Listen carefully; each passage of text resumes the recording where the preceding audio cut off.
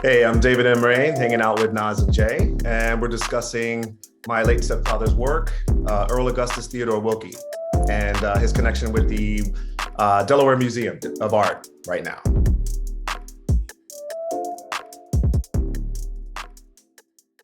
Hey, everybody. Hey, everybody. This is Jay with NadjNJea, and we are here with David Raine, and you already heard his intro, and I'm just going to jump right in and ask the first question. And from my end, I would like to know just what it was like to grow up with the artist who is your stepfather. What was it like to, see what he did on a regular basis, and how did that impact you? It's a big question, but I wanted to just put that one right out there. Yeah. I'll try. I mean, it's immense. I'll try to summarize it. But, the experience of when you're around someone, especially as a kid, when you're around someone who questions the basic boundaries of life and you're watching someone experiment with themselves, with their spirituality, with their work, it definitely feeds into, I mean, when we're first born, we're all pretty open. We're not, there's no fears. We experiment, we're checking everything out. And what we do is we unlearn how to do that as we get older. So we become more and more closed and boxed in order to have some sort of control over things. But when you're able to be young and see someone doing that as an adult, I'm still, to this day, I'm still in that open space. And it has benefited my life immensely, being able to understand that and not be afraid of thinking. And I won't even say thinking outside the box, because even that's an inbox thought. But, but it's bigger than outside the box, So it's self-creation and recreation and kind of following the universe daily, just hanging with it, So that's, I learned how to navigate myself, navigate people, navigate the world. I guess that would be, the shortest answer. Sure. If I answered it correctly. One of the things that I noticed in, trying to do some research about the two of you, honestly, and you already touched upon it.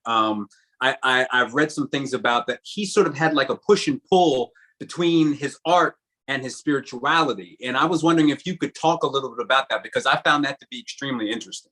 Yeah. So I'll go backwards. So towards the end of his life, he was almost a complete recluse. Like only close family knew where he was able to get in touch with him. Wow. He was no longer interested in agents selling his work, shows. And I think that he kind of connected getting involved and committing to the outside world that way, and business of art was evil. And it is true. There's, I'm an artist as well. There's a line of evil in all of it. As soon as you say, hey, I want to make a living off of myself, you're already saying, hey, Satan, what's up? Just by saying that. But then it's up to you to navigate how close you're going to get, how far, how untouched, whatever. That's up to you. So I think he got just tired, and also it's a lot of comparison that goes on with that. As soon as you start selling yourself, you start comparing yourself, and that's also another evil, So there's all that kind of stuff is going on. In the beginning, he was very, very green and just like very hippie. He was a total hippie, in the 60s and 70s, like hippied out. Everything was all love and, hey, this might share this, share that. And he realized that people were just literally waiting to chomp at the bit and like snatch from him and steal from him and not pay him for things. And that did happen, especially as an African-American artist. And he was, a lot of times his circle was mixed race. There was a lot of Caucasian collectors, wealthy people. He hung out with people with doctors. There's a whole nother academic level of his life that we don't have time to get into. But so he was surrounded by people that would like kind of, when somebody can like look at you, admire you, but not really know how to respect you, Yes. Yeah. So it's that kind of thing of, wow, look at you, you're beautiful. How can I get something for free? How can I get a piece of you? You know what I mean? As opposed to just let me be, let that beauty be. So he was having that in his younger years. And then in his 40s going into 50s, 30s, he just went completely academic, and he would only do artwork after work. He would come home. He had two studios. So one was a sculpturing studio and the other was a painting studio. Wow. He had like a little mini mansion in West Philly. So that was his place. That was his church, literally. And then then his daytime would be teaching organizing, admin, that kind of stuff. And he would come home and just do art. And then by the time he retired, the unfortunate timing of it is by the time he retired and he had all this time, he no longer trusted the business. So he had all this time to himself to paint, sculpt, write. I have his entire estate. He left it to me. It's beautiful. I have a beautiful library of things that he just did for himself, him and God, Yeah. So, yeah. Wow. Yeah. That's so that you said so much there. And there's a certain beauty and romantic side to that where he is functioning purely as an artist. And I think that's a beautiful space to create from. And I'm interested, do you think that he was enjoying that time or he needed it? Or how did he feel as he was creating under those circumstances? That's a great question.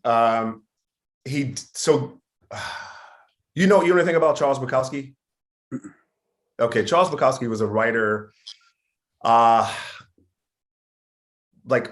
Sometimes they romanticize the rough life. You know what I mean? Where it's just life is hard, man. I love it. That's rappers for you. What's that? Rappers. Yeah, exactly. It's like, man, I'm grinding, so like that, that kind of thing. So his version of it was, being simple, budgeting his money, walking to the market to get produce for the day or two, create his meals, sit back and listen to Keith Jarrett jazz and relax, and then go in his studio and pour himself some port. You know what I mean? Just relax. Like that was a romantic life. At the same time, him and my mom had separated, and so my sister and I were still treating him. He was like Pop, like period. He was still part of the family even though they separated. But so we go visit and hang out, and I could tell that he wished that there was still a connection as far as like a relationship. But what happens is when you go into that head, there's no room for anybody else. If you're so addicted to that self-exploration, constant redefining, constant creative, there's the positive is that you're pumping out this beautiful stuff. The negative is that there really is no space, or I'm trying to beat that theory actually in my life, but the belief is that, how about that? The belief is that there is no space for the love and the family because you are a serious artist and this is the way it is. You know what I mean? Okay. So, and back to your thing, Naj, about the rappers. It's like, yeah, man, life is hard. And, right. The girls, the girls ain't nothing. You know what I mean? It's like that kind of thing. It's like, yeah, okay, dude. But so when you're saying that he was in self-exploration and the belief is that we don't have room for love and relationships. Now, again, you don't have to answer this question, but if his relationship with his art was that like the reason for the separation? And if that had nothing to do with it, how did it affect your relationship with him as your, the father, son, and the daughter, father? Yeah. Well, no, that wasn't it. There was more, like you said, I would be now talking about my late mom if I went into that. So. Okay. But it was like, it was typical relationship stuff. Okay. Nothing bad, just life. But no, it didn't, because our relationship was sealed the moment he came into our lives. Like same thing with my sister. Like he was great. They called him Pearl instead of Earl. It was Grand Pearl. So my nieces called him Grand Pearl, and he was even in all the way through to the end of his life. My mom and him would sit together at Thanksgiving and Christmas, even though they weren't together. He was in the family, So that's nothing changed. And did your relationships or his relationships with people affect his art? Yes, I would say in the past, like earlier on. Yes, because at certain points, like when you start as artists, when you start using your life experience to express your depths and your expressions of where you are, who you are, it becomes so personal that you're really just telling your business. Right. You know what I mean? It's like the Mhm. perfect love song is a song by someone who actually got their heart broken. You know, Right. it's like so it's like so yeah, it did. It kind of it's there's a word for it I'm missing right now, but it's a cycle where it's like life influenced the art influenced the life. You know what I mean? So yeah, but a lot of his, I mean, I was thinking about this before we got on. I was like, because I don't know how that question would come from you. So I was like, I'd like to say at some point there were two major points of expression in his work, and one of them was relationships. That was a major thing. Like he did an entire series called Genesis, and it's literally about the first love. And all the sculptures are about two pieces from different sides of the world just coming in and joining in a center energy. And one of those pieces are actually in the museum now. The big wooden, I don't know if you guys got to walk through yet. Yes. Of course. Okay, so the big sculpture in the middle of the room, that was all relationships. He did an entire series of that. Wow. And it's funny because when I saw that sculpture, I remember seeing it, didn't know anything about it. But then when doing research, I saw like the auction pieces and they look very similar. And I remember seeing Genesis on there. That's crazy. Wow. Yeah. And he would revisit that series for years. Wow. So every relationship or every moment of heartache or even heart bursts, whatever, it would inspire him to do another Genesis. So yeah. Generally speaking, how would you describe his art? Like if I would just, I mean, I know that's another, I'm asking very big questions, but I think that these are, you know, if you put him, you know, in sort of a Wikipedia, you know, like how would you fully understand him in synopsis? That's a great question, Jay. I mean, I would say definitely he was very strongly connected to his African-American roots. So, and when you look at, when he first started in the 50s, when he started painting, he was doing really weird, not weird, that's a horrible word to describe. He was doing like abstract, sort of alien faces and big eyes and big alien heads. And all of his portraits are like this kind of like, you know, and that was his experimental stage of dealing with his art voice coming out of him. And that's what it looked like. It looked like this being coming out of him. So he kept drawing it. So until he married that image and he actually became that image. Like he looked like those. Yeah, it was crazy. He morphed into his own work, you know? Yeah, it was deep. But so that was how he was in the beginning. And then later on, I think he got deeper into African-American roots. And so everything had a bit of African-American jazz and African culture just splintered in to where you can't deny it. Where you see it, you know that's a Black artist. You know what I mean? It's not just, you know what I mean? It's not just a still life. It's a still life by a Black man. You know what I mean? Wow. So like, yeah. So he did that. That was his second stage. He did this. Like there's cool.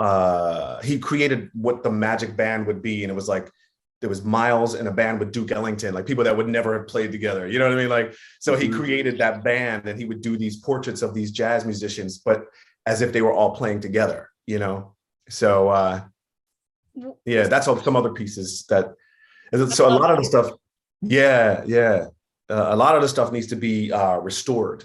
So and that was the beauty of working with the Delaware Art Museum, because they actually, when they chose the pieces they wanted to put in the show, they took them and asked for permission to restore them, and I was like, please, what? So they like totally did that, and so now at the end of the show, the estate has like restored pieces, which is brilliant. I think it's a shout out to Delaware Museum for that.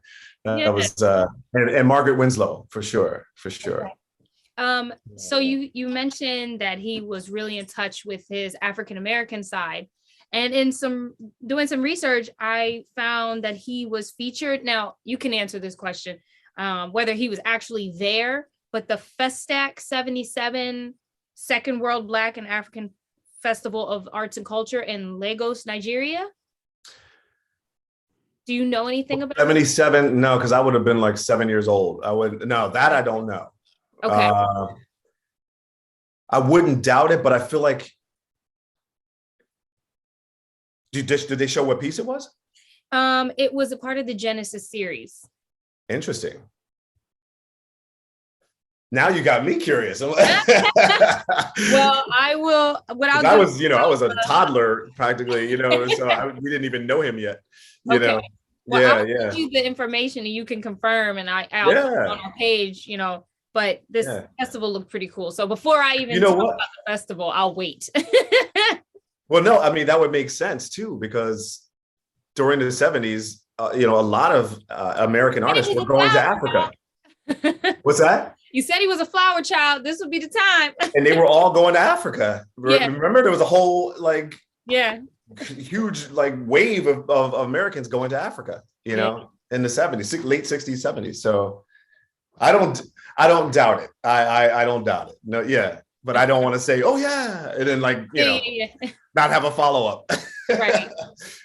Can you tell us a little bit about his personality? Like we know he was a brilliant artist and that, he created through his emotions and relationships, but who was he? Like, what was he like to have dinner with? And when he did discuss art with you, what were the conversations like?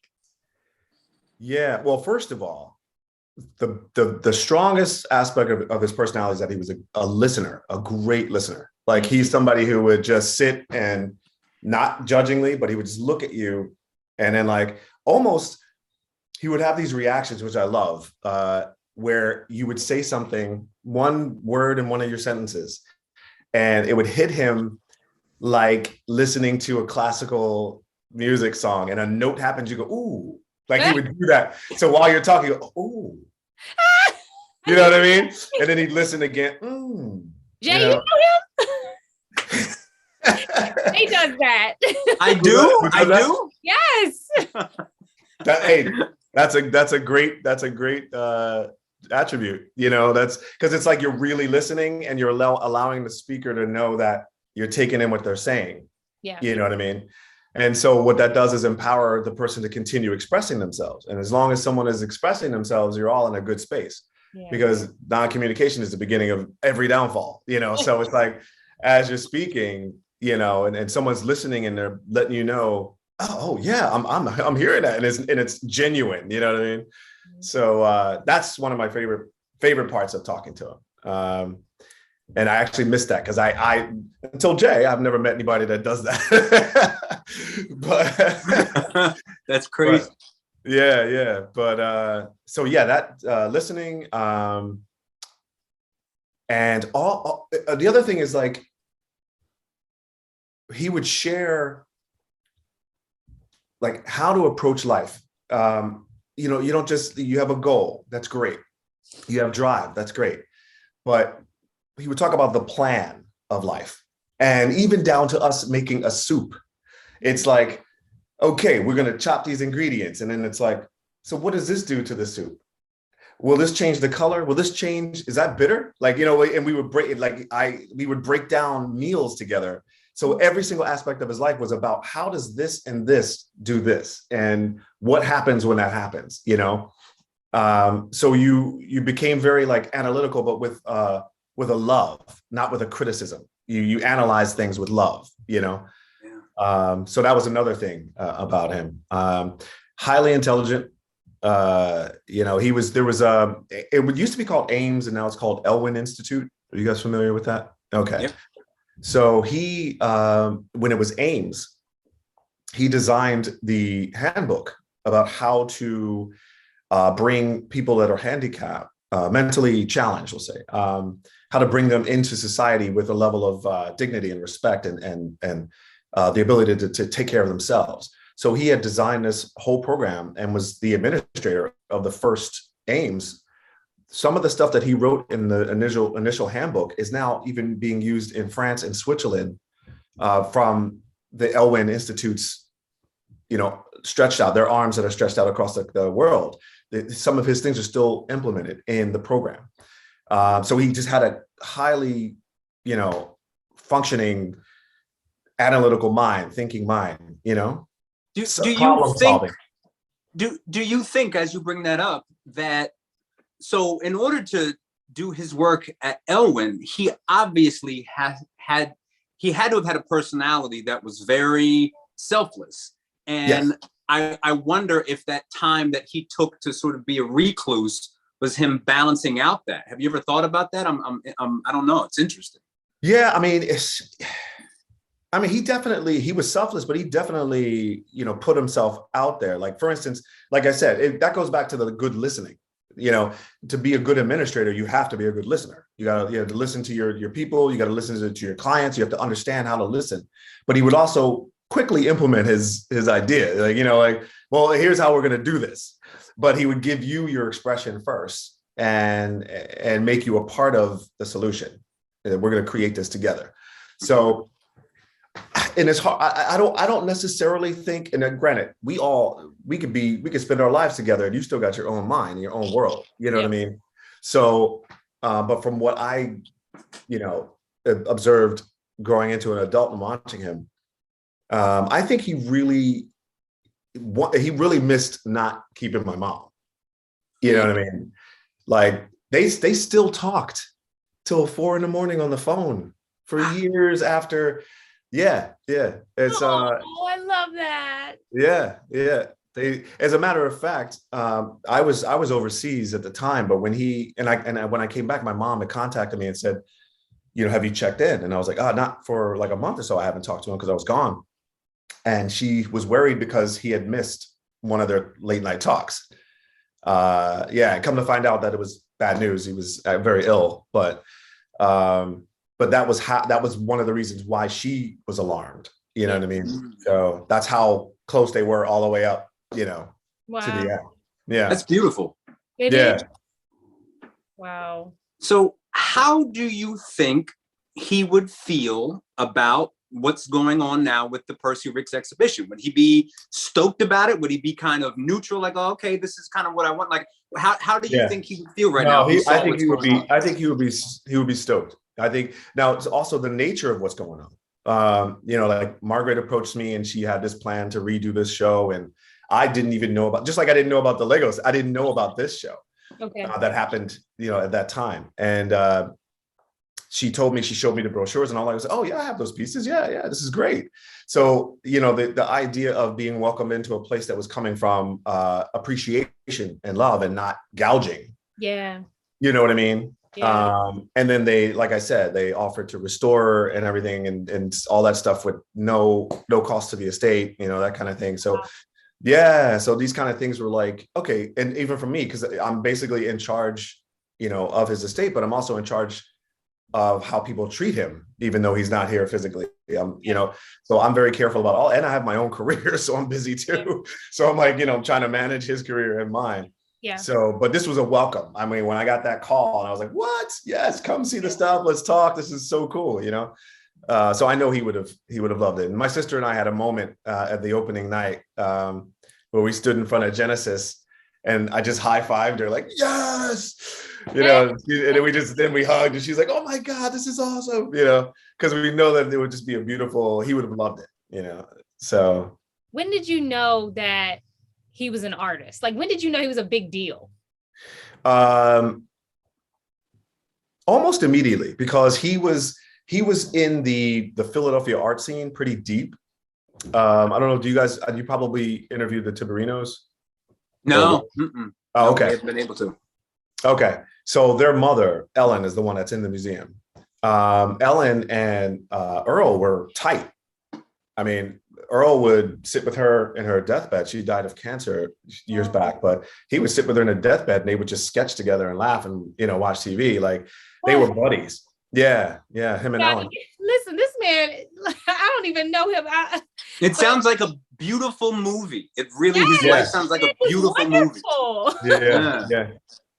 And to be honest with you, I've been teasing around the idea of trying to get a team together to do a play about him, a musical, because he loved jazz so much. But that's something that's down the road, because it would take me literally writing all that out, and I'm more of a in front of the camera guy than, but it's on the burner, it's on the burner. But so they were really tight. He knew Joe as well. Him and Joe were friends. Walt Edmonds was another friend. So when we met him, we met that world. Yeah. My mom was a social worker my mom was the first female to be the head of the Children and Youth Emergency Unit in Philadelphia. Wow. And Joe Tiberino was her employee under her. Ah. Joe was Ellen's wife. Wow. Joe was Ellen's husband. Yeah. So even in the 80s, she knew this whole crew. And Joe introduced my mom to Earl at a bar, Joe Tiberino, at a bar called, it's called Bacchus at the time? Bacchanal. It's called Bacchanal on South Street.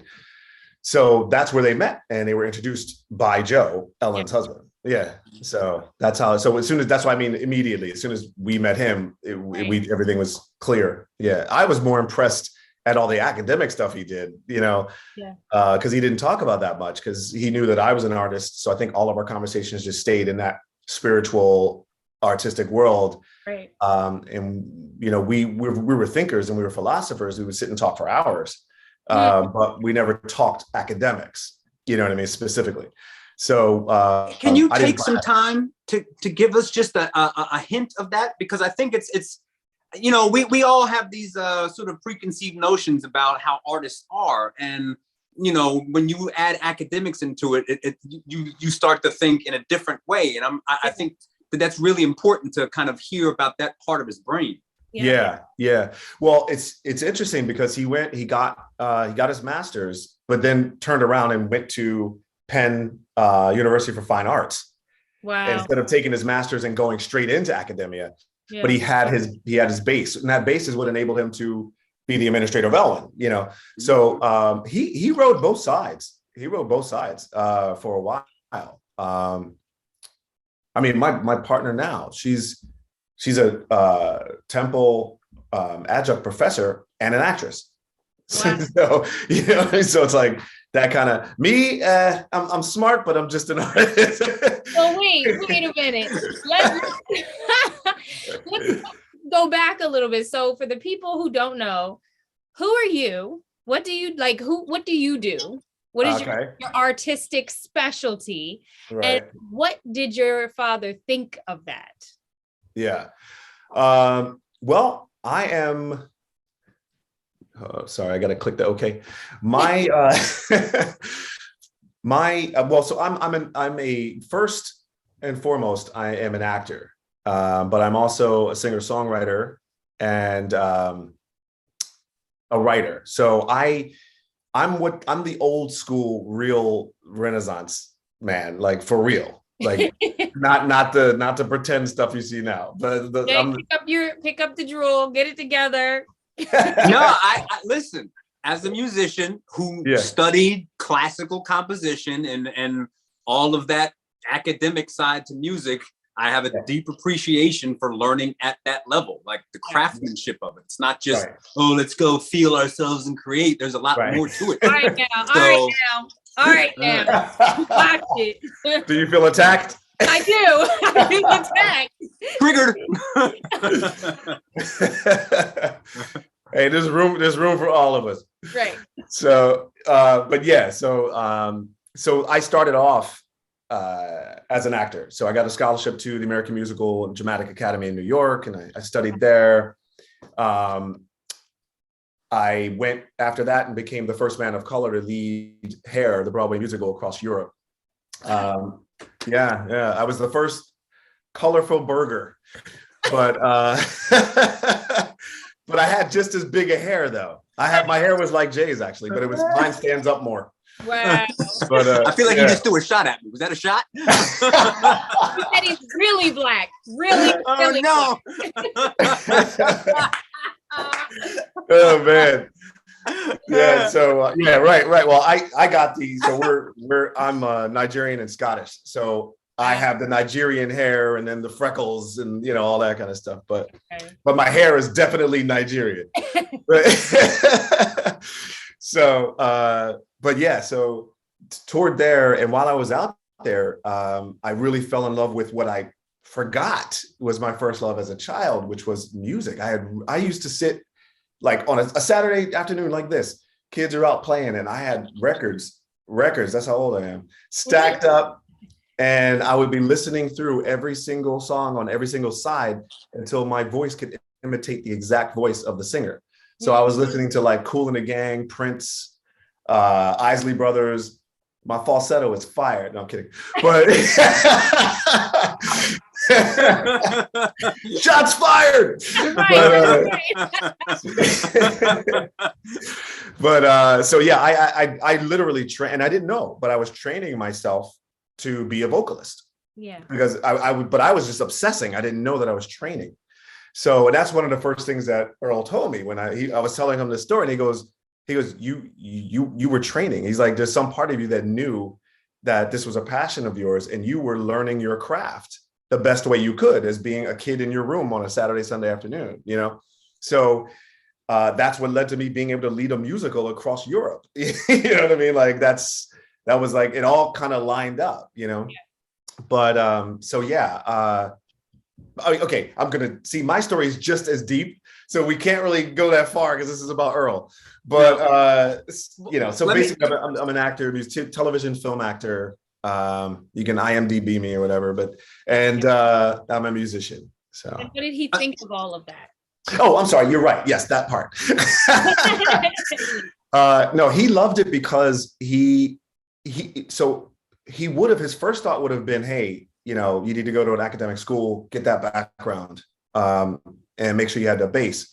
But I think he saw the confidence and the clarity in me that he didn't challenge it. And he actually was all 100%. I mean, he was with my mom. They drove me to New York, and I moved into my first place when I was leaving Philly, and they both cried, and, you know, the whole thing, getting in the car and taking off. But like, he was all about, he was like, he knew that I was going to make a living doing this. And so he didn't have any challenges to it or any criticism. How did his art affect your art? I'm sorry. Go ahead. No, I'm on a roll. Right? What did you learn from him and his art that you were able to utilize in your art? Yeah, good one. I'm glad you cut him off. That was the same question I had. Right. I was thinking it first. Basically, the most important thing was to take yourself seriously, like to focus and take yourself seriously. And it really, it's beyond believe in yourself and have confidence. It's like, take your time and do it with precision, do it right, you know, do it with love of yourself, and do it with purpose. And so every time I've set myself and quieted, because, you know, we're crazy, we're human, man. It's like, so, but every time I quiet everything down and just sit and go, why am I doing this? I nail it. Like, and it's just that, and it is because of that initial conversation of what you're doing is important. Who you are is a serious being, and be in that serious place when you add your craft to it, you know? Yeah. Yeah. Wow. Yeah. Go ahead, Jay. So I want to make sure that we touch on this, because as I was kind of researching you guys again, I saw an article where you were talking about just kind of what it took from your end to learn how to get his name back out there. And I know that it seems like, because it was something from like 10 years ago, and it seems like you've kind of progressed in that ability a lot. So could you talk about, you know, when you first started really trying to make sure that his name was understood up until now, and how that's been? Yeah, I mean, the first part was really rough, man, because you don't know what to do with somebody's stuff. And this isn't just furniture. Yeah. You know what I mean? This is his heart, his soul, you know? So the first thing I did was I was like, well, there has to be pieces that I just don't touch, that are never for sale. This is for his legacy. And then there has to be pieces, unfortunately, that you have to sell because they have to be on someone's wall.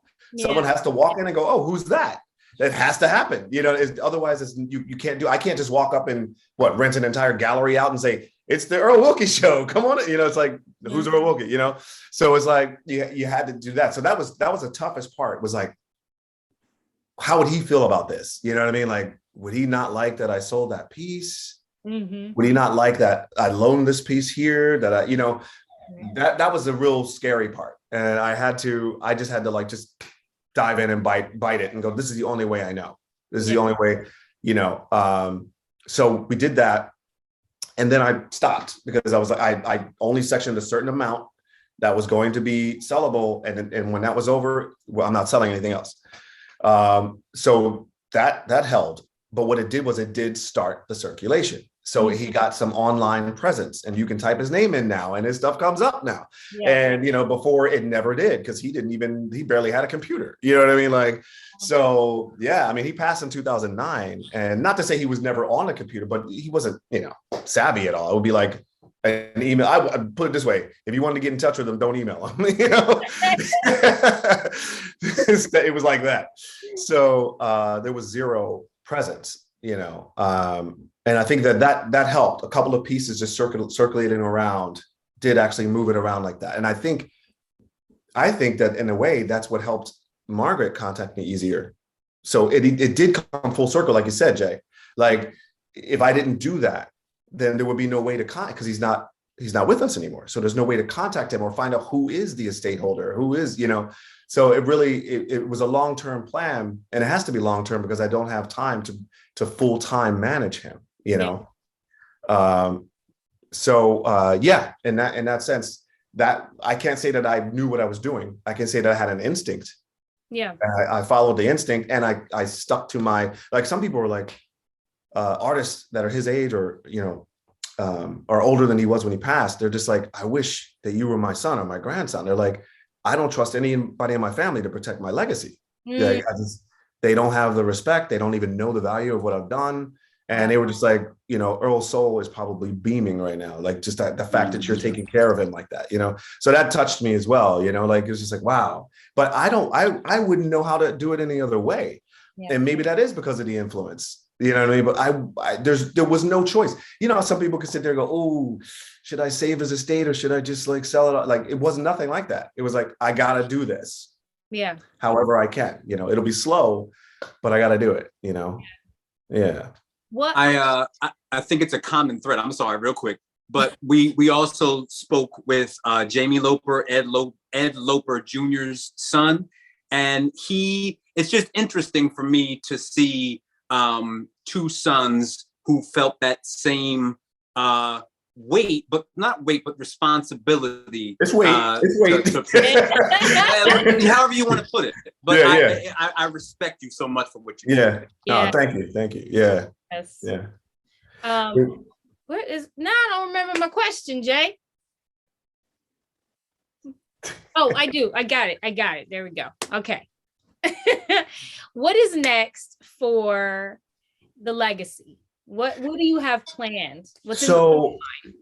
Again, just instincts and following the universe. Mm-hmm. So interesting enough, do you guys know Kiara Alegria Hudes? She is, do you know the show In the Heights? Yes. Okay, so she's the author of In the Heights and the film. Worked with Lin-Manuel on Hamilton. Yeah. She was born in Philadelphia. She's in New York now. So in our circle, I got a text like a few months ago, or several months ago, and they said she was doing a podcast. And in the podcast, the interviewer asked her, were there any influences in Philadelphia when you were coming up that got you into the art world? And she said, Earl Wilkie. Oh. Yeah. So then my friend texted me and said, she just mentioned your father, like, what's up? Like, and I was like, I didn't even know her. Like, it's like, this is crazy. So my partner had her email because my partner did one of her shows in Philadelphia, Water by the Spoonful. And it's another play of hers. And so she had her email. So I sent her an email, just, you know, she's big now, you know, like Hamilton. I'm just thinking, okay, I'm throwing a pencil in a big bucket, you know, like whatever. So I just sent the email, hey, I would love to hear more about how Earl Wilkie influenced you and what that was like. And how did you know him? Because I don't know you. And like, so I didn't say that, but I'm like, right. So I sent that off and she writes back within a couple of days. And she was so gracious and warm and beautiful. And she went in. She was like, she said, my mom was a community leader in the area where his house was. And when I was a little girl, she told me, someday you should go knock on that man's door. He's a special person. You know, her mom told her this. So she got up the balls and knocked on the door, and Earl, of course, welcomed her in. He walked her through the studio, and explained to her. He answered any questions she had about his work. And she said it was because of that experience in particular that she felt empowered to create art. And it was because of meeting him and sitting with him that one afternoon in Philadelphia. So wow. isn't that something? It is. So she just emailed me back a few weeks ago, before the holidays. And I was just like, wow. So when you say, you know, the next step, that it's kind of been gifted in a sense of like, okay, this is a person who's relevant, who's kicking ass in the industry, who has actually admitted that Earl Wilkie influenced her. Wow. You know what I mean? Yeah. So it's like, I gotta just see how it's supposed to form, but it's there. Right. And it's, you know, it's waiting for the right language. It's waiting for the right avenue. You know, I'm not going to beat her down and go, hey, could you write a play? So, but the thing is that I have that empowerment in me even to just be like, wow. She showed so much love in this email. Wow. You know, it was amazing. It was amazing. So, so that's, there is no set next step, but I believe that it's going to develop itself. Okay. Yeah. Jay. So my last question is, and this is honestly, you know, in part, I want to make sure that we recognize Margaret, honestly, because she deserves it. You know, why should people come not just to see, obviously, your father, but like talk to us about, you know, you saw the exhibition, like, why should people be coming to see the whole thing? Because we were all moved, but from your end, you know? Yeah.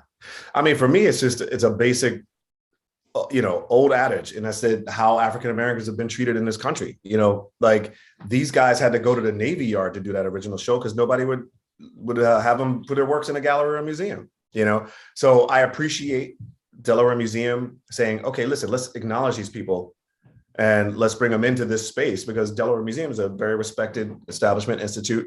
So it's like, I think that you should go because, well, this is probably one of the rare times that you have this big of an amount of brilliant artists in one space. Yeah. You know what I mean? So this is the chance to check all this stuff out. And you guys know the range of styles and mediums. It's like, it's beautiful. You know what I mean? So it's like just a chance to, you know, to experience that, you know, that's very important. And then also, you know, give some props and some loves to the American artists, African-American artists that didn't get their flowers, you know, and that's, you know, these are brilliant people that have inspired other people. I just told you a story about somebody now who has a Tony and Earl's barely known. Yeah. You know what I mean? Like, that's exactly why you should go, you know? Wow. Yeah. Well, I have to say, I have fallen in love with your father just by the stories that you've given. He seems like he was such a compassionate and just loving man, emotional, sensitive. He sounds like an artist. Oh God. And I tell you, I miss him so much because the conversations that I've needed to have since he's passed, you know what I mean? It's just, and it's like, it's, you know, it's not a chauvinistic thing, but when you're a man and you have a man that is also sensitive, then it does become a man thing. Yeah. Like, you know, there's other times where it's like, you know, people are being knuckleheads and making man things out of, you know, knucklehead stuff. Oh, my man. But it's like, when you have a male figure that deals in the spirit, deals in the body, deals in the heart, and you can, as men, talk, it's priceless, you know, and I don't have that, you know what I mean? So I miss it. You know? I want to, go ahead now, please. If he were watching this right now, what would you say to him? What I say to him? Mm-hmm. If you had the chance. I thought you were going to ask what would he say to me. What would you say to him? I think I just said it. I miss you. I miss you deeply, and I miss our time. You know, I miss that connection. Yeah. Yeah. It's cool for me. You know, I just want to kind of put this on the record, and it's honestly just as a statement of appreciation for all of the families and the individual artists that we've been able to talk to. As a musician, I'll say, and as an overall artist, that one of my gaps is really understanding the visual arts. And us being included with this has really helped me to grow in that way. And the bigger thing that all of these conversations have had on me is I'm 45 and I'm starting to think about my legacy. And so what I'm thinking in my head is I want people to think as fondly of me as they do of men like your dad. Like I'm really questioning how I interact with people, how seriously I take my art, and understanding the gravity of it. So I really appreciate you sharing his art and for you, taking the tremendous effort of getting him out there, because it affects the whole, the current art scene in ways that you might not understand. The same way that little girl walked up to his door and was motivated in a way that made her become an absolute, top tier artist in her field. These things matter, So what you're doing is of the utmost importance, and we appreciate it. Thank you, brother. We do. Well, we are so thankful for the opportunity to speak with you about your father, to learn a little bit about his legacy, and also to speak with you and learn about you. And we're excited about the future, and hopefully everyone will know who your father is very soon. And shout out to the Delaware Art Museum for giving us this opportunity to speak with you and learn, because like Jay said, I've learned so much during this time. But thank you so much. Where can I saw that there was a Twitter. Is that your Twitter? Is it my name? Or is it, because there might be a Wilkie. It's your dad's name. And I was like, is that? Oh, you know what? There might be a Wilkie art merch, because I had made t-shirts when I was like, I stopped. Remember I told you I wanted to stop selling pieces. So I started putting prints on t-shirts. Okay. But that was what, you throw a bunch of things and you see which one's going to stick. That was like 10 years ago. That was 2010. I was just throwing stuff at the wall. Okay. But I'm at the Path of David in Instagram. So if people want to follow that. And then also I obviously post what I'm doing too, but I always share everything that I'm doing with Earl and all of that as it's happening. So and right now, like I said, I'm in that. He used to always, that was a thing too, and I'm sorry if I'm going over for you guys, but he used to have this thing of like, wait and listen, and it's that he would literally sit and just look up. And if he was in the studio painting or sculpting, he would just stop. And I would walk in and see him just staring.